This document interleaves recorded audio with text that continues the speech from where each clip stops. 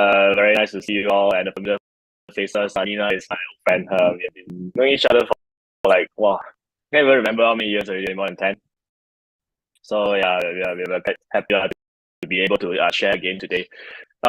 And hopefully today's sharing will actually shed some lights, especially for newcomers about the financial freedom part. Because I think financial freedom is a very interesting topic and a very thing that a lot of people are interested in, but it's not easy to get it unless you know the technique. When you know the technique, it's easy, but before you know the technique, it seems a little bit far away, too far-fetched for a normal person, right? So that's one of the reasons why today I want to share this topic to everyone, and in hope that more people can understand that it is possible to actually build financial freedom with part-time. Right?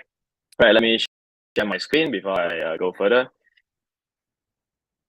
All right. So my title today is Financial Freedom Can Be a Part-Time Project. Okay. So I'm a very relaxed guy. So I think there's nothing much to write down today. It's more towards just chill, have fun, enjoy the stories, and hopefully that those stories can actually bring you some more information for you to actually go further in your financial freedom mind, right? So before we start, let's see this question, this statement. I wanted to do more and I want to do more and be more in life, but I have fear to make the leap. I'm not sure how many of you have this in mind. Like, I wanted to do. I know I can do more. I wanted to do more, but there's somehow always this fear that stops me. Like, what if I make the leap and then I lose everything? What if I lose a lot of money if I make the wrong step? What if I spend a lot of time but didn't reach where I am? So if you have this worry, don't worry, you're not alone. Okay, I was that guy. I have a lot of fears. I don't know where am I heading, except for getting grades. That's what I'm good with, but nothing else that I know about life and financial. So if you're there right now, don't worry. I was there. I break through myself. I've reached where I want right now, and I'm going further. So hopefully my stories will actually inspire you to go further, right? Okay.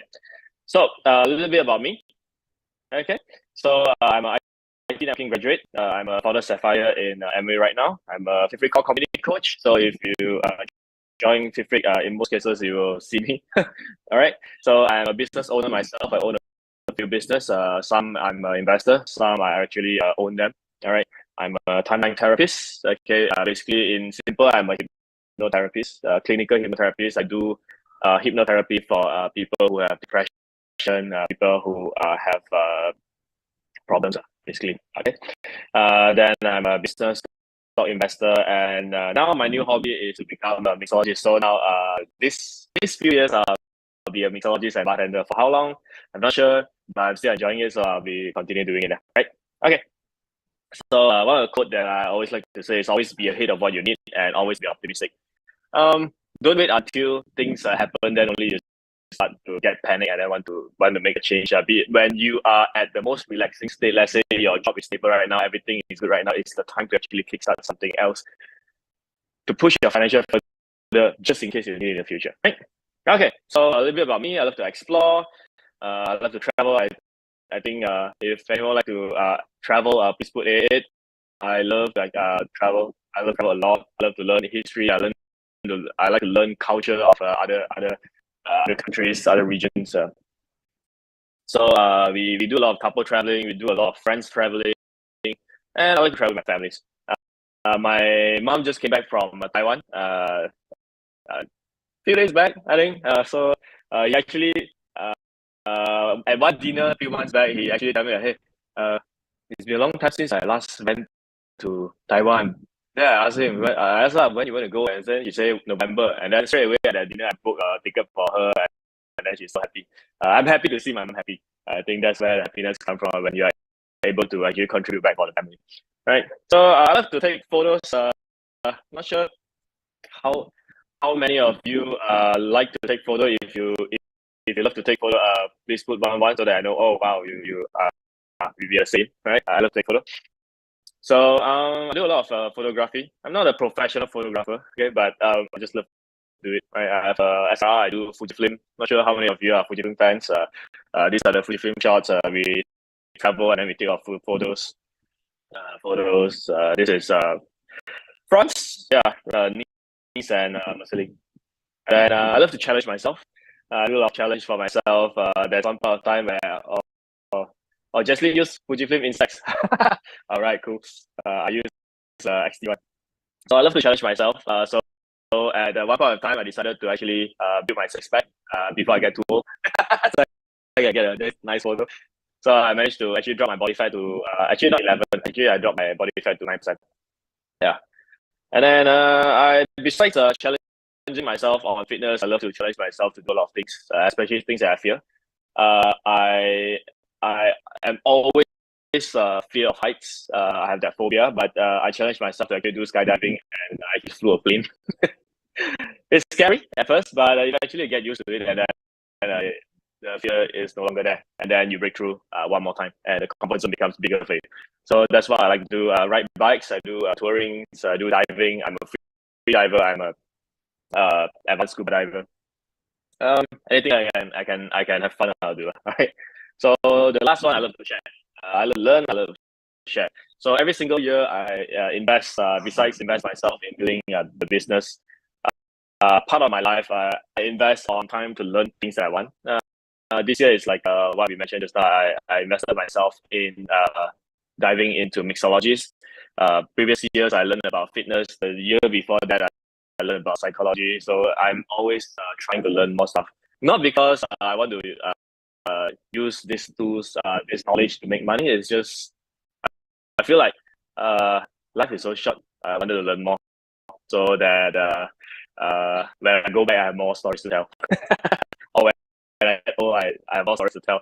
Instead of like always sharing the same story, now I have more stories to tell my son, my grandson, my great grandson, or people around me. Right? So on the bar itself, actually, why I started this bar is because I actually have a high interest in understanding spirits, because backdated to a long time ago, spirits has been available. You see whiskeys, gin, those are like 1,000 years old stories. And then I wanted to learn. I love histories. I love culture. So through spirits, actually, we can learn a lot of culture. So but I wanted to learn, but I don't want to work for people. So then I ended up set up a bar. So we spent 300,000. We set up a bar, and then we start to dive into this interest. So it's one of the most expensive hobbies that I ever had, but it's one of the most enjoyable one. Right. So within now it's up to the 10th month of opening this bar. I won the top 3 winners in the global top 50 for Malaysia. And we created a lot of cocktails that the world have never seen before. I have oyster Bloody Mary. We have a lot of weird stuff that we wanted to create. And then last few weeks, we won a champion for Battle of the Bar. So all Malaysian bars are invited to actually join the competition, and then we won champion. And then my partner, Tarwin, he's also my MA business partner. So he won the Woodford champion. The Woodford competition. Now he is in top 8. Next week we are going for the finalists to compete. The next in Miri, no, I'm not in Miri, I'm in Penang. So I have 111 bucket lists to complete, and then somehow the number keep increasing. My bucket list keep increasing. So anyway, I've completed 41% of them, and I'm still actually pursuing more. All right, and all dreams started to become reality when we have built more and more financial and time freedom. The more financial and time freedom we create for ourselves, the more dreams we can achieve. Never in my life that I thought I would be able to achieve that much within one life. Because if I look back at my life, I feel like I'm living in a multiverse. I'm a bartender, and at the same time, I'm a psychologist, and at the same time, I'm an engineer, and at the same time, I'm a business owner. So feels like living one life in a multiverse. But I think that's the fun part of life, right? You get to explore different kind of things. But everything has a starting point, right? This is me and my wife. old days. Okay, this is like I think 15 years ago before we started the business, before we started editing. I think we just graduated that time. That's my style of wearing. I'm not really fancy about like wearing proper attire. Just IT guy. We work in a closed office. We don't work in the front line, so uh, we don't really wear any proper attire. So my wife loves to wear jeans those days. If you have seen my wife before, you'll see her always wearing dress, right? In our meetings, in our trainings. But this is her previously. She only wear jeans because she got some rashes on the leg lah. So those days lah, because not much of nutrition knowledge, don't know how to take care of ourselves. So yeah, that's a little bit about me, right? Okay. So now about you, what I can provide you today. So as per sharing, the topic is all about financial freedom, how to create them using part time, right? So as a salary employee those days, when I started, I'm a salary employee. I work in Dell. I'm an IT guy. By reaching to that financial freedom stage, it's always like the picture in the middle, right? People always tell you that you need to have the leap of faith. You need to quit your job and start your business. That's where you can fly, right? You have to invest everything and go all out, right? Everyone says that. When you tell people, oh, I want something better, then they'll tell you, you need to go all out. You need to take the leap. You look at the cliff and then you feel like, oh shit, if I make a mistake like that, I'm going to fall to my death. But that's what everyone says. But this is the perspective that they have on leap of faith. But if you are the one that's making decision, or that is you, this is how you feel. If you agree with this, put 5. So there we go. So when we want to make a big decision to leap, to make a big change, like I'm an engineer and then I leap into making a business or do something else. That leap of faith doesn't look like the previous photo. That leap of faith look like this and this. It's like this with that. It's always very fearful, right? So there's a lot of things to think about. What if I fail and what if I fail? I go all in and I fail. What if I quit my job and then I didn't make it and then I can't go back to my job? What if I make the wrong decision and I lost everything I have? This is everything that goes into our mind when we want to make a decision. But actually, in reality, the road to financial freedom don't have to be so scary, right? Sharks can cute, right? So can the road, right? So financial freedom is not rocket science. You don't have to be a super scientist to actually have financial freedom. It's all about more towards understanding about the market, and more information for you to run. So this is what I want to bring to you. Actually, financial freedom is not this lah. Don't worry. Okay, it's not the leap of faith. There's steps. There's actually techniques. There's actually platform that can make your life easier and make your leap so much easier, right? Okay. So the most important factor that leads to the individual who succeeded in life, it's actually information gap. Right? What is information gap? I used to work in an office, so I always went to my office in Penang. I'm not sure how you guys are familiar with Penang, but it's okay. I'll make it simple. So actually, when I went through the highway one day, I saw a bunch of cats, slim, hungry cats, seeking for food. All right, close by the highway, near the working area. All right, they look very peepy. They look like they're very hungry. But at that moment, actually, I suddenly remember that just opposite that highway is actually a hawker center, and then there are cats over there that are overfed, so fat. Everyone is feeding them, and then they have so much of food, and it's just one highway away. All right, imagine if the hungry cat, knows this information. We're just opposite, just less than 100 meters away. If he stays there, if he just move over there, he will have plenty of food to eat. Do you think he'll go over? But this is the most interesting thing about life. A lot of people, they are not aware that actually opportunity is everywhere in this market.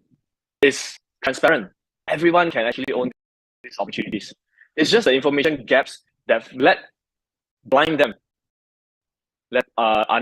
so that they are not able to see this as a potential. They only see this as maybe just some a potential for some other people, just an opportunity for those that are lucky. They do not know that actually this opportunity can be theirs. So these are the most interesting factor that leads a person to succeed. Yes, of course, persistence is important. I know, being hard work is important. But before all this, actually, information gap is the biggest differences for people who are succeed and people who could not. Right.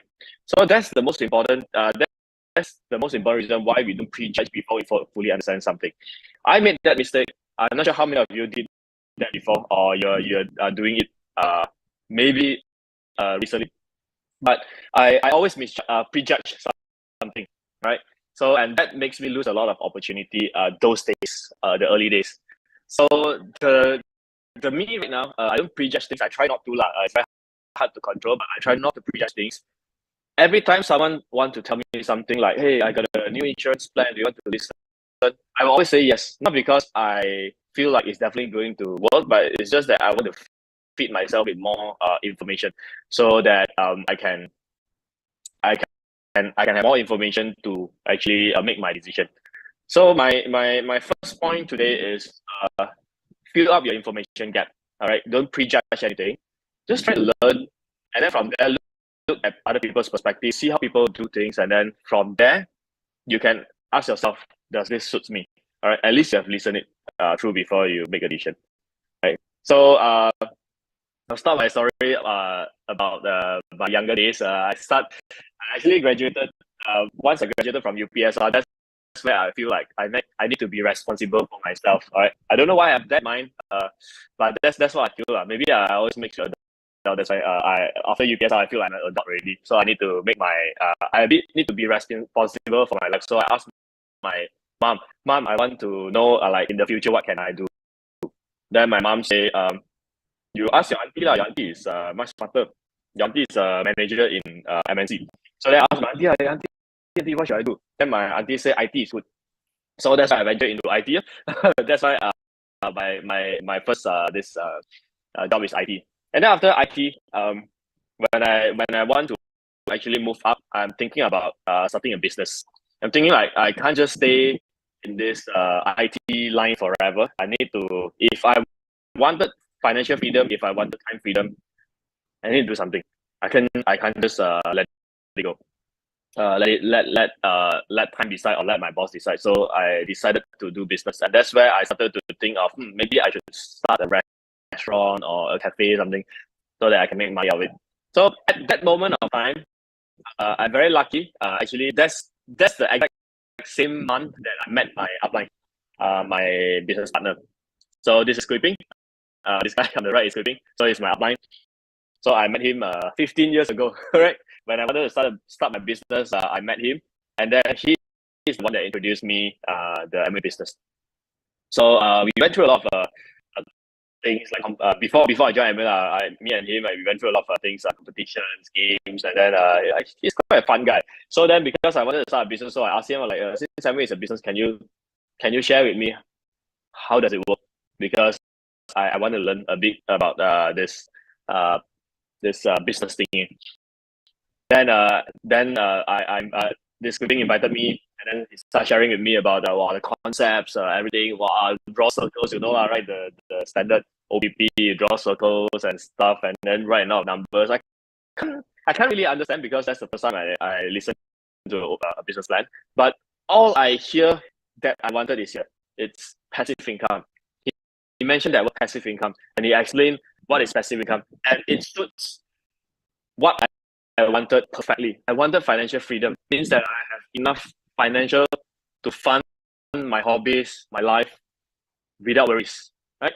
So he says that is what we call as passive income, and I totally agree with it. But this is what I thought about passive income, okay? We work very hard, after that we earn some money, and then we start a business, correct? And then we start a business, then the business becomes successful, and then we buy property, and then we collect rent.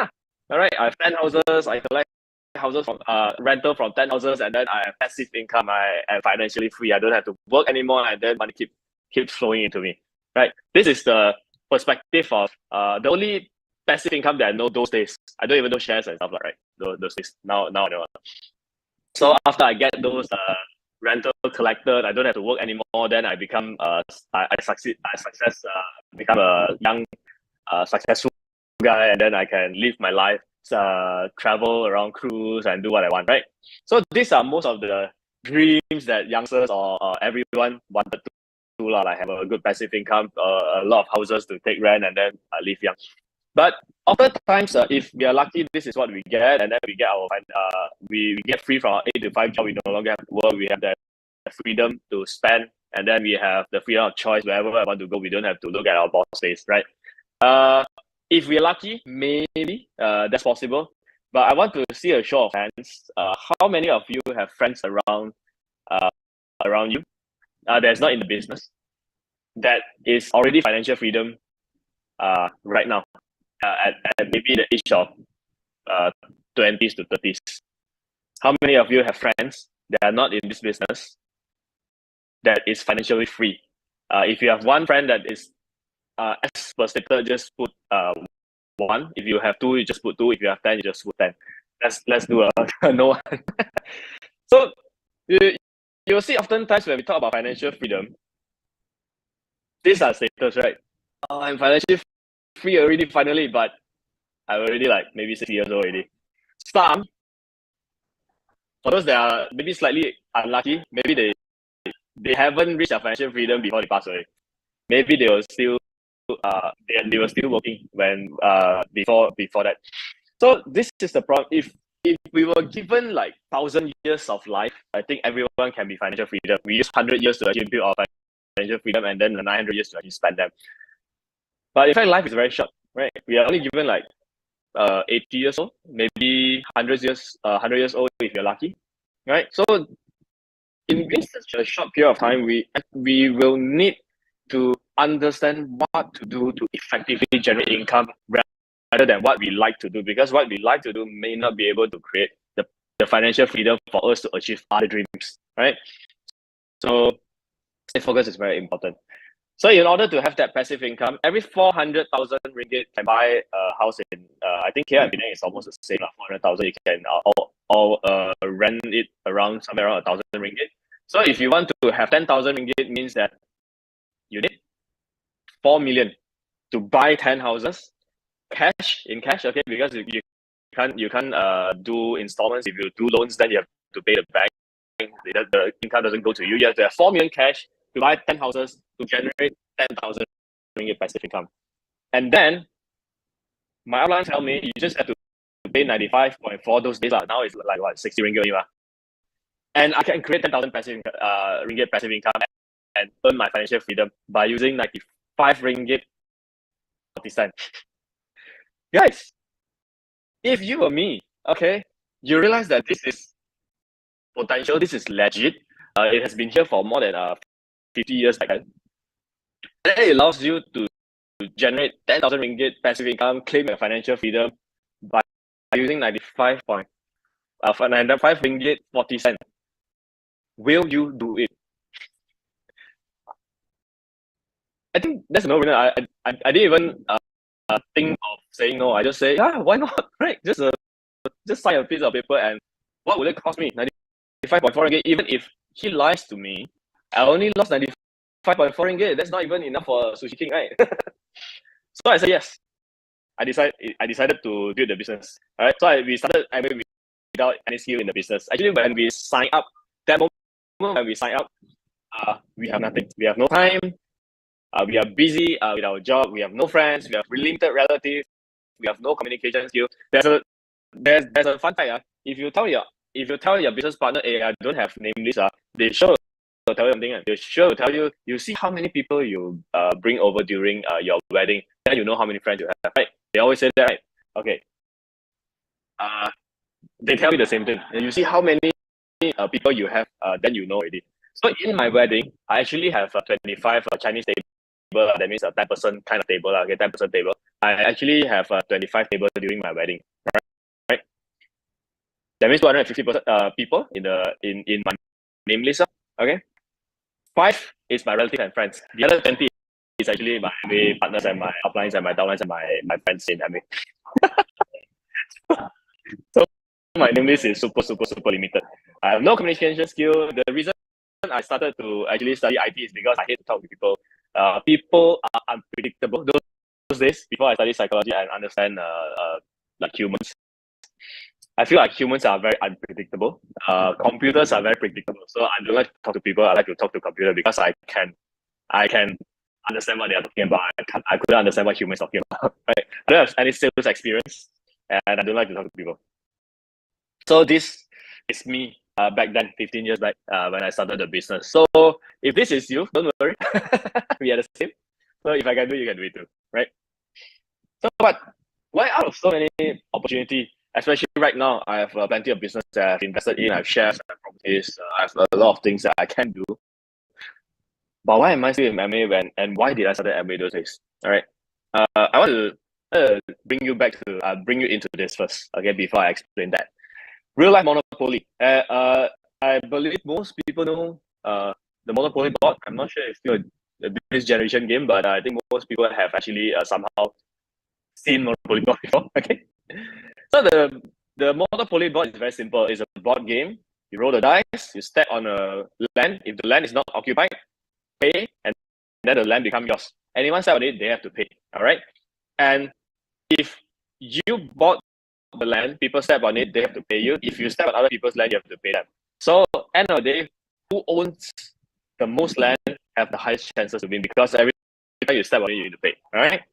There's actually a Monopoly game called Supermarket Monopoly that we are forced to play. All right.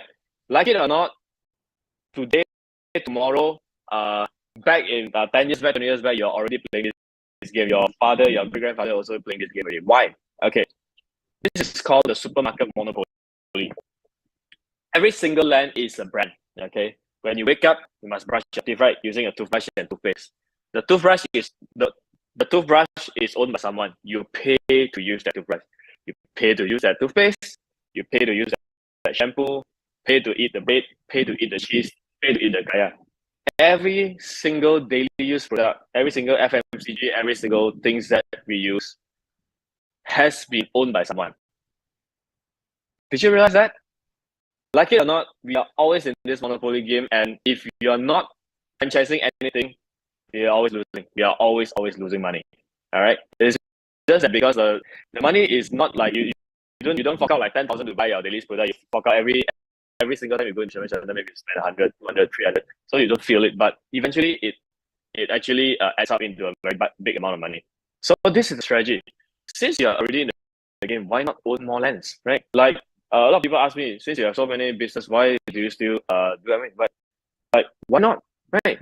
If I have properties, my properties generate income, my shares generate income, and since I'm using daily use product, why not generate another income? And in fact, MA is one of the largest chunk of passive income that I am having right now, right? So why not own more lands? So the strategy is simple, all right? Get a company that allows us to franchise all these brands, allow us to redistribute those brands. So besides using, they allow us to distribute. So if we have this kind of brand, we own the Monopoly board. If you have your own toothpaste brand, you own your Monopoly board. If you have your own toothbrush, you own another Monopoly board, another piece of that Monopoly board. So this is a strategy that I love, and why I insist to continue to build MA until diamondship, because it's free money. It's literally free money. Hey, imagine if you want to buy a house, you have to sign a contract to loan maybe 500,000-600,000 in Penang minimum. I think we don't see anything that's lesser than 500 anymore. Everything is 500,000, you have to loan it. If you want to invest in shares, there's no loan in. There is loans in share. You can do this. You can borrow, but normally if you do cash, you need to have like what 500,000-600,000 in cash in order to generate like 10,000-20,000 a month in terms of return if you are good. So, but this you only have to change your using habit, change to another brand. You're still brushing teeth, just change to another brand that you can distribute, share with others the quality, and then you can generate income. Why not? I don't see the reason why not earn another extra income if it's that simple, right? Okay, so that's why I insist on building this business. I feel like this is free money. It's the free money for us to actually pick up. It's just whether we know it or not. Do we have the information gap that blind us from seeing it? Okay. So talking about business, talking about daily use product, we need to compare. We need to understand. Is there a reason people need will change to our brand, or people will still insist to use their brand? Okay. So I'll take one of the most easiest thing as an example. So this is mouthwash. Okay, I see. I made a mistake. Actually, I covered the brand, but I didn't cover the word. But act like you didn't see the brand, okay? Because I'm not doing a brand comparison. I'm just doing a general comparison. Okay, sorry for that. So so a bottle of this Listerine, okay, is a bottle of this mouthwash is somewhere around 750 ml. Okay, so it's 30 ml cup per use. So per bottle can be used for 25 times, and it's RM1.07 per use. If you are using our brand, per bottle is 46 ringgit and 50 cents, and it can be used up to 100 times.